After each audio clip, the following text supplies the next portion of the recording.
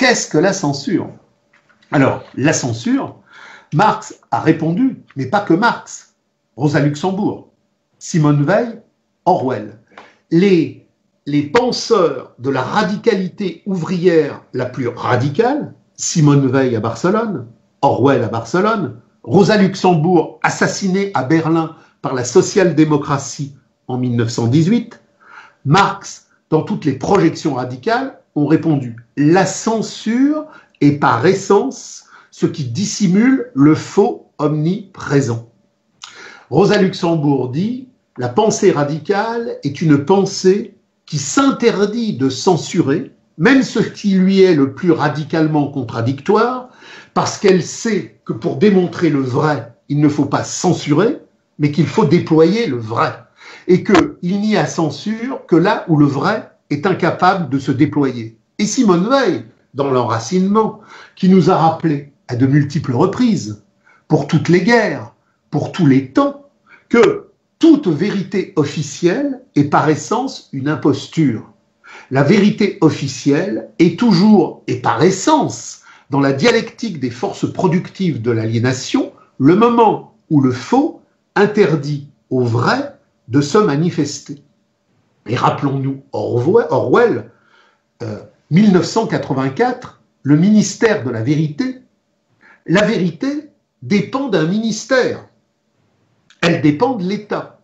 Dès lors que la vérité dépend de l'État, elle est non plus vérité, mais mystification, imposture et fabrication du faux. Le ministère de la vérité refabrique à l'infini la documentation historiographique qui justifie à l'infini la réalité du pouvoir dominant. Et rappelons-nous que Orwell n'a pas écrit 1984 comme ça. Il a écrit 1984 parce qu'il a écrit Hommage à la Catalogne.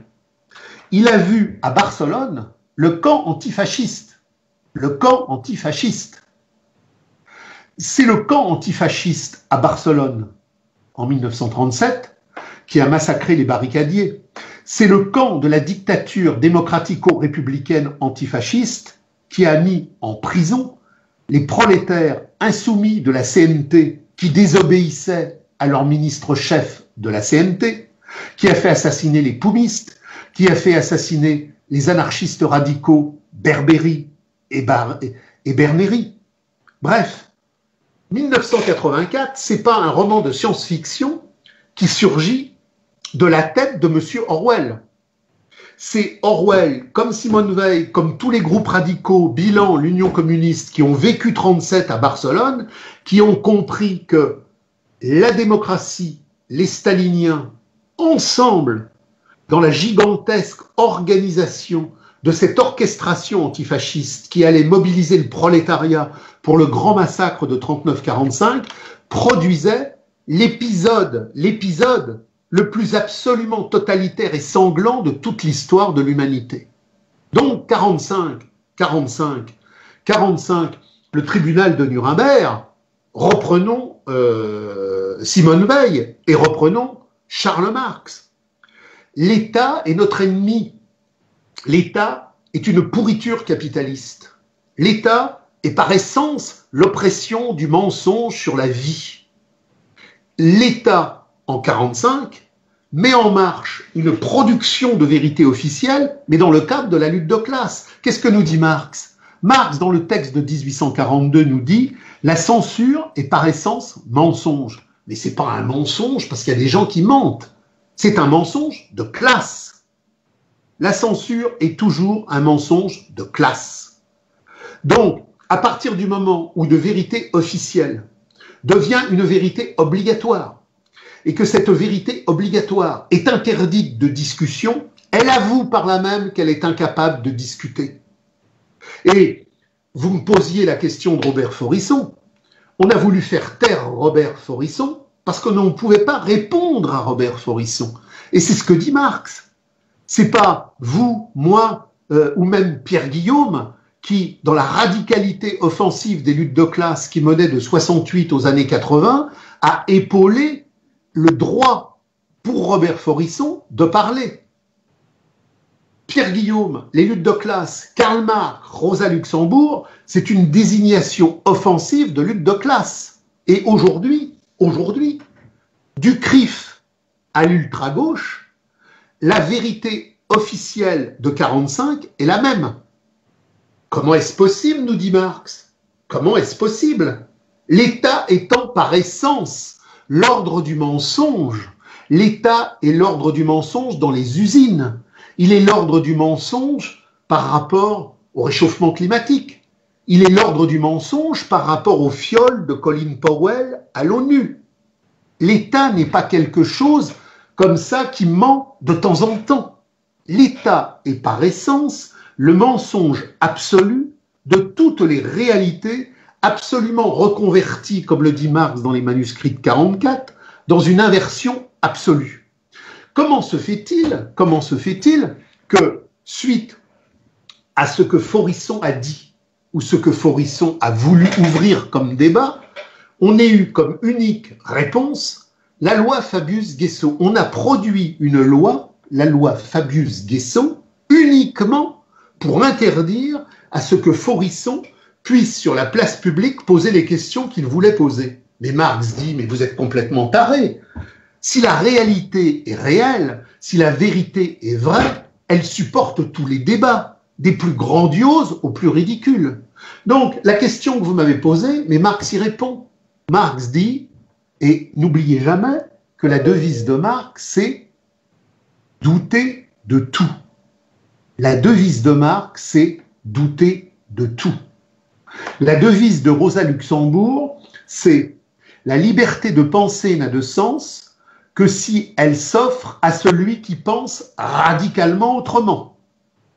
La devise de George Orwell, c'est la liberté de penser n'a de sens que si c'est la liberté de tout déranger. Bref, depuis la Première Internationale, tous les groupes ouvriers radicaux de l'émancipation humaine, contre tous les États, contre tous les mensonges, ont toujours eu pour devise « douter de tout ».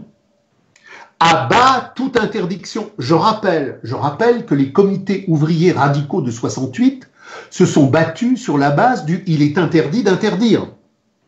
Et le « il est interdit d'interdire », c'était pas prônons toutes les sexualités machiniques débiles que le capital va nous offrir. Le « il est interdit d'interdire », c'est le « il est interdit d'interdire que dans une confrontation de quelque nature que ce soit, l'État, qui est le mensonge par essence, puisse nous dire où est le territoire de la vérité.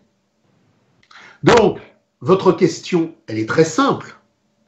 Ça fait 30 ans que je vis avec Marx, ça fait 30 ans que je vis avec des groupes qui travaillent et qui connaissent, qui lisent Marx, les groupes radicaux, expression du mouvement réel, de l'insurrection des hommes contre le mensonge de l'État et de l'argent, et je peux vous dire que Marx aurait répondu très simplement.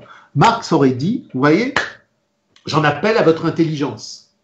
J'en appelle à votre intelligence. Et j'en profite pour rappeler que dans cette perspective-là, j'ai été libraire.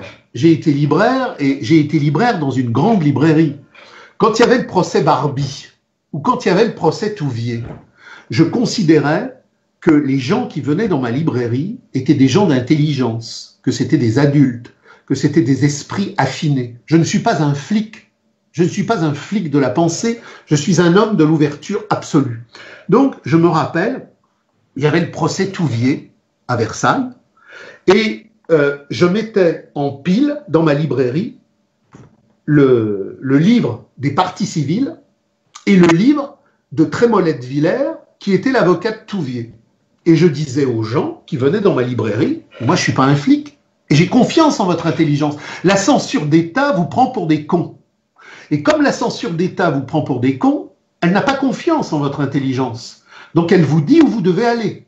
Moi je ne vous dis pas où vous devez aller. Je vous dis, vous devez aller là où votre intelligence vous conduit, parce que je ne suis pas un flic. Je suis un homme d'éveil qui vous transmet l'éveillance, qui vous transmet le chemin de la conscience. Donc voilà, à gauche, le texte de l'avocat de Touvier, à droite, le texte des partis civils qui sont contre Touvier. Vous lisez, Vous lisez, à bas la censure, vous avancez, intelligence, radicalité. Et n'oubliez jamais, Marx travaillait aux archives. Il a passé sa vie aux archives en Angleterre, à Londres, et au British Museum, sur les Incas, sur les Mayas, sur l'Espagne, sur l'Angleterre, sur la Russie. Dès qu'un dossier, dès qu'une contradiction était posée, il allait vérifier contradictoirement les positionnements des uns et des autres. Et il disait, ma devise, douter de tout, avancer dans la compréhension radicale. Donc, qu'est-ce que Marx nous aurait dit sur Faurisson? D'abord, Marx aurait dit que Pierre Guillaume, dans le cadre de la lutte de classe, avait ouvert un cheminement radical pour mieux comprendre. Parce qu'il faut se rappeler, puisque nous parlions de 14-18, que après 14-18, l'Europe est rentrée dans une gigantesque dynamique d'incendies sociaux, parce que les gens se sont dit, plus jamais ça, la guerre est une pourriture capitaliste, et l'insurrection, même à Londres, de Londres à Milan, de Budapest à Moscou, d'Helsinki à Madrid, partout, là où il y avait eu la guerre, là où il y avait eu les effets de la guerre, le prolétariat s'est insurgé partout pour dire non, non à l'horreur du diktat marchand. En 1945, grâce à la diabolisation fascisme-antifascisme, on a pu voir le PC staliniste dire à chacun son Boche, tuons les Boches. Il n'y avait plus d'insurrection internationale, radicale contre l'argent et contre l'État. On était parti dans un truc d'épuration absolument délirant, parce qu'on avait construit des mythologies. La guerre n'était plus le résultat de la crise du capital, elle était le résultat d'archétypes méchants par essence et gentils par essence. Tout ça, ça ne correspond absolument pas à ce que Marx a dit, à ce que Marx a compris quand il nous a positionné le fait essentiel que la guerre, c'est le produit du commerce, que la guerre n'est pas le produit de la folie des hommes, la guerre est le produit de la folie commerciale qui s'incarne en les hommes. Donc, qu'est-ce qu'aurait dit Marx sur Faurisson? C'est très simple. Marx, en homme d'intelligence, il vous aurait dit, voilà, il y a un monsieur qui s'appelle Georges Wellers, qui a écrit un livre qui s'appelle « Les chambres à gaz ont existé ». Il y a un monsieur qui s'appelle Hilberg, qui a écrit un bouquin qui s'appelle « La destruction des Juifs ». Donc je vous demande de lire le livre de Georges Wellers. Je vous demande de lire le livre de Raoul Hilberg. Et maintenant, vous allez lire le livre de Robert Faurisson qui s'appelle « Mémoire en défense ». Ensuite, vous allez lire le livre de Serge Thion qui s'appelle « Vérité politique ou vérité historique ». Et puis, puisque Pierre Guillaume s'inscrit dans la lutte des classes, vous allez lire ce qu'en dit Pierre Guillaume. Et vous, homme d'intelligence, contre toute censure d'État qui est une censure capitaliste, mettez-vous en mouvement, comprenez et avancez. Voilà. Les choses sont simples. Un militant révolutionnaire, un homme communiste qui s'insurge contre l'État ne peut jamais dire que l'État, à un moment donné, dit le vrai. Puisque, comme le rappelle Engels, l'État est par essence la machinerie capitaliste de l'oppression qui fait que le spectacle de la marchandise en elle ne cesse de se répandre.